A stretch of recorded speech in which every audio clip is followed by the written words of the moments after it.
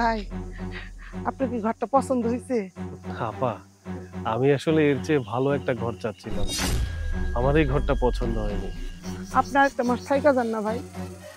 আরেকটা মাস থাইকা যদি আমার অ্যাডভান্সে টাকাটা দিতেন, তাহলে আমার ছেলেটারে ভালো ডাক্তার দেখাইতে পারতাম।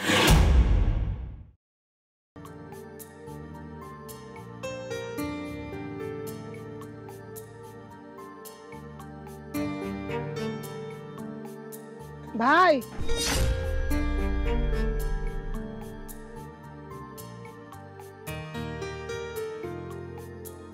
কি ব্যাপার আপা, আপনার মন খারাপ কেন? কোনো সমস্যা হয়েছে কি? না মানে আপনি তো বলছিলেন ১ মাস থাইকাই চলে যাবেন। আমার ছেলেটা অসুস্থ। ভালো ডাক্তার দেখাইতে পারতেছি না। আপনি আরেকটা মাস থাইকা যান না ভাই। আরেকটা মাস থাইকা যদি আমার অ্যাডভান্সে টাকাটা দিতেন, তাহলে আমার ছেলেটারে ভালো ডাক্তার দেখাইতে পারতাম। ঠিক আছে আপা, যেহেতু আপনার সমস্যা, আরেকটা মাস না হয় থেকেই গেলাম। এই নিন। আমার অনেক উপকার করলেন। আল্লাহ আপনার ভালো করুক। আচ্ছা আপা, আমি আসি, অফিসের টাইম হয়ে যাচ্ছে।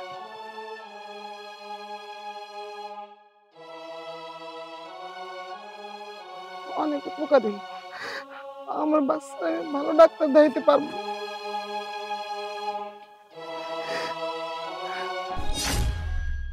বন্ধু, অফিসে তো তোর পদোন্নতি হলো। এখন তো তুই বড় অফিসার। আমি বলি কি, আমাদের অফিসের আশেপাশে তুই একটা ফ্ল্যাটে উঠে যা, তাহলে তো যাতায়াতের অনেক সুবিধা হবে। আর তাছাড়া আমি মাঝে মাঝে খেয়াল করে দেখলাম যে তুই অফিসে আসতে দেরি করিস, মানে লেট হয়ে যায়। তোর তো অনেক দূরের পথ। তার থেকে ভালো হবে আশেপাশে যদি একটা ফ্ল্যাটে তুই উঠতে পারিস, যাতায়াতটা ইজি হয়ে গেল। আর তাছাড়া তুই যে পরিবেশে থাকিস, বর্তমানে তোর যে অবস্থান, এটার সাথে কোনোভাবে ওই পরিবেশটা ম্যাচ করছে না। আর তাছাড়া তুই আমার একদম কাছের বন্ধু, তুই আমার অনেক উপকার করেছিস। উপকারের ঋণ তো আমি ভুলতে পারবো না। তুই আমার বন্ধু মানুষ, তোর জন্য আমি এতটুকু করবো না, এটা তো আমার দায়িত্ব। না রে বন্ধু, এই বাসাটা আমি চেঞ্জ করতে পারবো না। কি? এই বাসাটা চেঞ্জ করতে পারবি না মানে? আমি তো কিছুই বুঝতে পারছি না। এখন তুই বড় একটা অফিসার, লাখ লাখ টাকা বেতন পাচ্ছিস, মানে তুই কিভাবে বলছিস যে ওইরকম একটা পরিবেশে তুই থাকবি? বস্তি মার্কে একটা পরিবেশ, যেখানে তোর সাথে কোনোভাবে পরিবেশটা অ্যাডজাস্টই হচ্ছে না, তারপর তুই এই কথা বলছিস? আরে বাবা, ফ্ল্যাটে আয়, ফ্ল্যাটে আসলে তো ভালো লাগবে, অফিসের পাশে থাকবি, সমস্যা কি? বন্ধু, তুই আমার খুব কাছের বন্ধু, তোর কাছে বলতে তো আমার কোনো সমস্যা নেই। তাহলে শোন। এই নিন। আপনি আমার অনেক উপকার করলেন ভাই। আমি আজকে ডাক্তারের কাছে নিয়ে যাবো পোলারে। ঠিক আছে আপা, আমি গেলাম। আচ্ছা ঠিক আছে।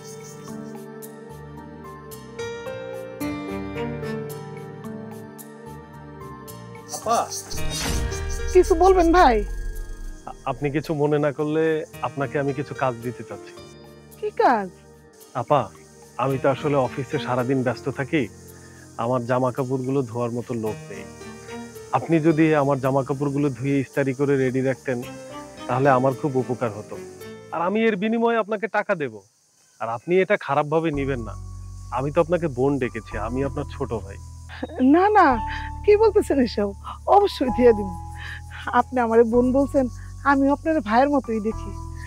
শুধু কাপড় চোপড় ধোয়া কেন, আজকে থেকে আমি আপনার ঘরে সব কাজ করে দেব। আরেকটা কথা বলি ভাই, আজকে থেকে আপনি আমার ঘরেই খাইবেন। আপা, আপনি আসলেই ভালো মানুষ। আপনার কথা শুনে আমার মনটা ভরে গেল। ঠিক আছে আপা, আমার অফিসের টাইম হয়ে যাচ্ছে তো, আমি তাহলে আসি। আচ্ছা ঠিক আছে। আচ্ছা, আসসালামু আলাইকুম। ওয়ালাইকুম সালাম। আল্লাহ গো, আমাকে কত বড় উপকার করলো। যাই, কামড়ে সেরে লই।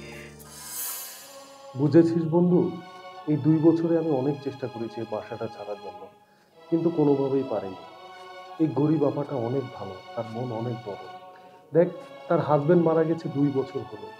এই 2 বছরে উনি ওনার সতীত্ব নষ্ট না করে 2টা সন্তানকে মানুষ করেছে। আর আমি ওই বাসায় আছি, ওনার একটু হেল্প হচ্ছে। দেখ বন্ধু, উনি আমাকে নিজের ছোট ভাইয়ের মতো দেখে। আমারও তাকে নিজের বড় বোনের মতো মনে হয়। তুই তো জানিস, আমার বাবা মা সেই ছোটবেলায় মারা গেছে।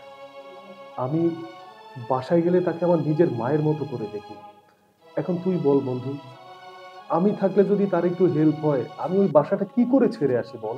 বন্ধু, নিঃসন্দেহে তুই অনেক ভালো মানুষ। তোর মতো এত ভালো মানুষ আছে দেখেই তো আমাদের সমাজে এত গরিব মানুষগুলো ভালো আছে।